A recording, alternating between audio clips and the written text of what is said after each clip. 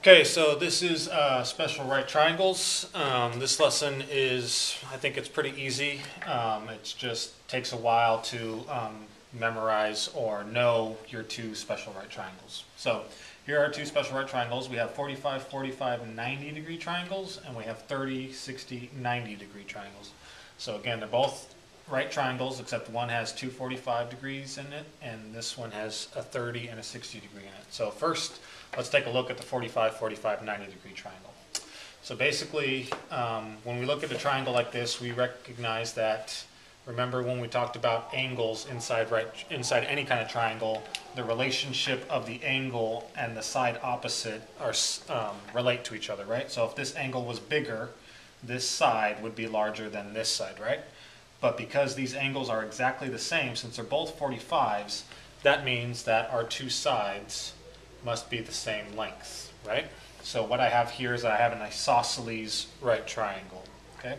And whenever you have an isosceles right triangle, then the side lengths work in this way. Both of these side lengths must be the same number, because we know that, right? That's what makes it isosceles.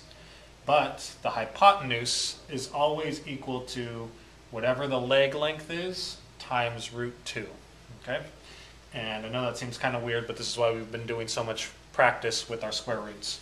So let's prove it real quick. So again, if I have a triangle and I don't know its side lengths, but I know that they're equal, I can make those x.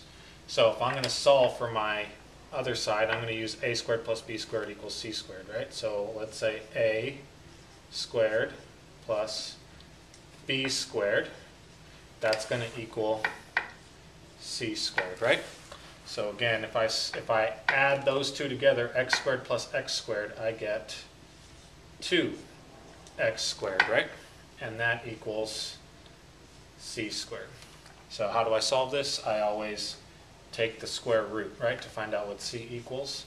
And if I take the square root of this looks like a big mess, I know, but I get c. And over here, I know that I can separate these. I can separate this into the square root of 2 times the square root of x squared.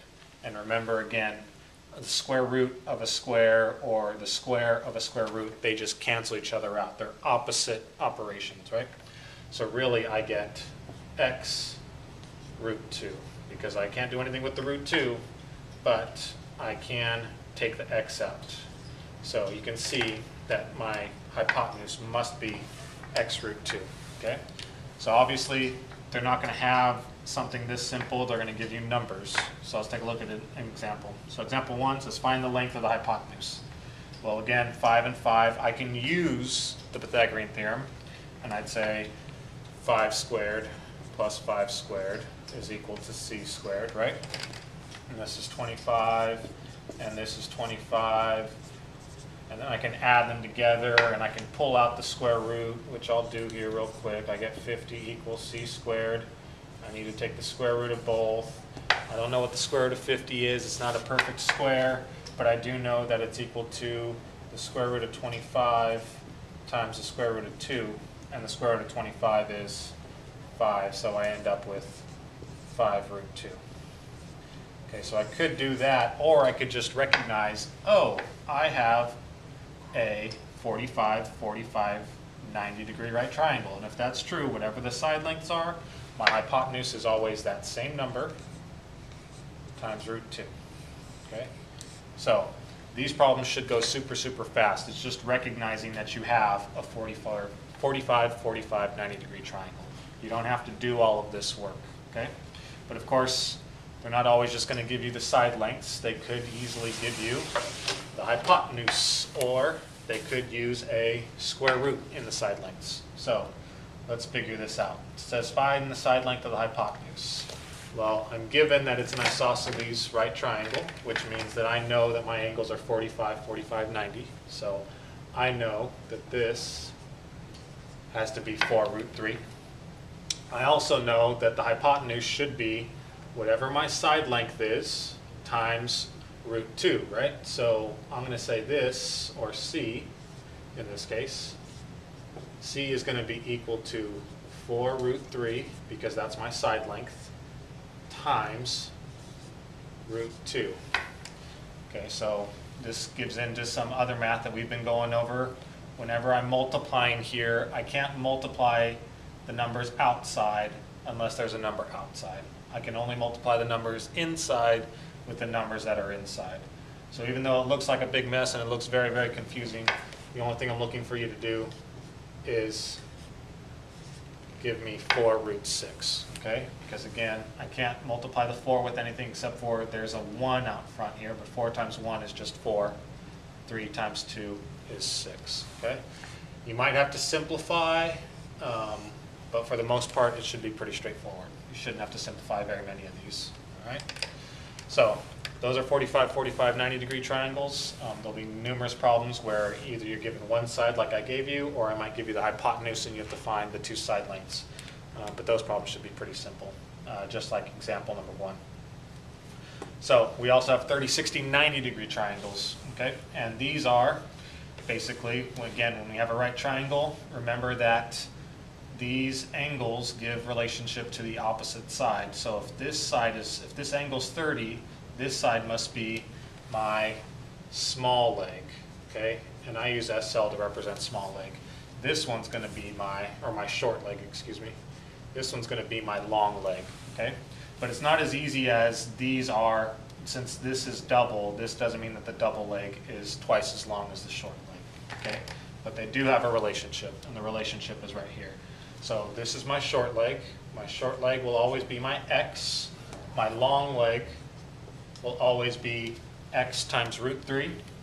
And my hypotenuse will always be 2 times x. So it's not the long leg that's double the short leg. It's the hypotenuse that's double the short leg. So again, hypotenuse is equal to 2 times the short leg, and my long leg is equal to the short leg times root 3, okay? So let's take a look at example 3. It says find x and y. So I'm given my hypotenuse, and I know that I have a 30, 60, 90, because if that angle's 30, this one must be 60, right? So I know my hypotenuse. So I could do a bunch of math. I could try and use a squared plus b squared equals c squared, but I know these sides should be in this length. So all I have to do is figure out which side is my short leg and which side is my long leg. Well, my angles give that away, right?